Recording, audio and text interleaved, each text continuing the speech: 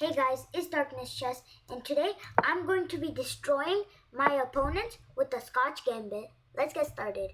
E4, E5, Knight F3, Knight C6, and then D4, engaging the Scotch game. And if he takes, I'm going to play Bishop C4, which engages the Scotch Gambit.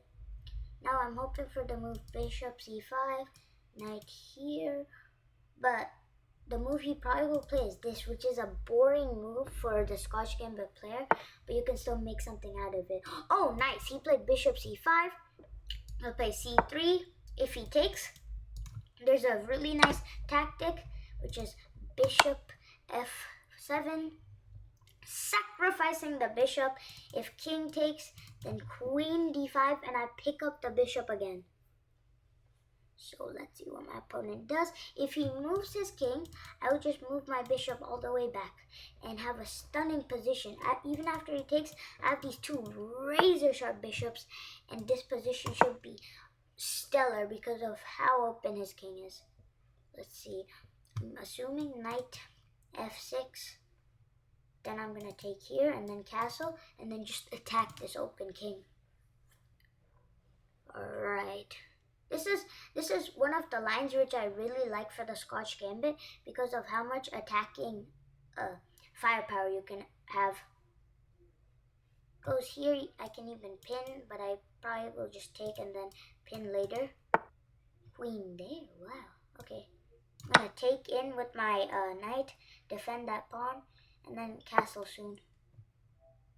Pins my knight.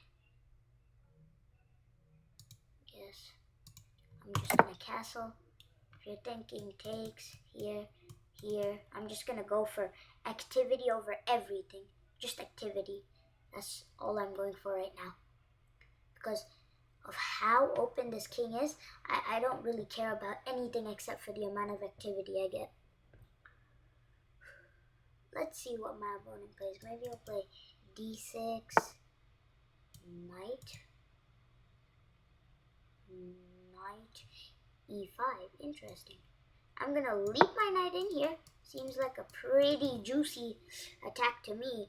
If he goes here, I'll just take and then I'll pick up the bishop. And I think my opponent played an inaccurate move. And even if he takes in here, I take with the queen and it's check.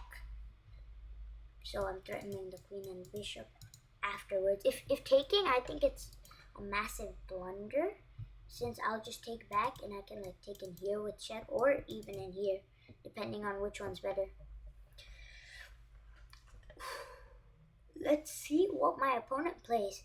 This position's really beautiful, and I've played this position like around the same position many times because of how great the Scotch Gambit is.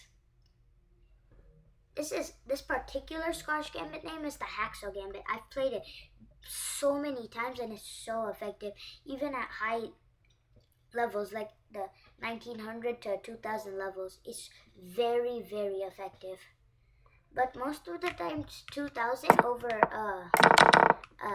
during this move. Instead of playing any of this, knight F6 or bishop C5, they usually play D6. I take, they take back, take, and position's kind of standard, but if anyone goes into the Hacksaw Gambit, it's always very complicated and a very nice position. So my opponent's taking a huge amount of their time because they know that their position is not the greatest. Oh yeah, and if queen goes here, I can just take in here, deflecting this knight off. I think that move might be better than, yeah. Takes, and if queen exchange, I'll exchange queens. Takes. Yeah, seems fine. This is the power. He has 2 defenders. I have 3 attackers. Plus my queen will be swinging in here or here. My bishop's coming in. It's just such a brilliant position. Threatening this. Oh, not this. This. And there you go. My opponent resigned. What a game. Let's analyze that. 100% accuracy. e4, e5, knight f3, knight c6, d4, e takes d4, bishop c4. Now in the analysis, I'm going to show what different options my opponent could play. Could have played knight f6, where I would have castled. I usually prefer castling over e5, so I castle. If they take, I go into this line where I sacrifice the bishop for this pin. They move away, I take in here, they develop in here, I move my bishop in here. They usually attack the bishop, where then you move your bishop in here. They can never take. Yeah, it's a brilliant move. They can never take because of this fork. So they usually offer a bishop trade. You just take. After they take back, you can move your queen, then swing over your rook. After they swing over their rook, you can swing over your queen as well. Whatever you want. It's a pretty stable position. Another line in the same exact thing is e5. Then the best move is to play d5 counter-attacking, but if they per se move their knight, you can just castle, and if they take, then you pin. Or you can't pin first. You take, and then you pin. So if queen tries blocking, you just play f6. If it takes, they have to give up their queen, which is what the engine says. This line's fun, but usually at high levels, oh yeah, there's this line as well, check.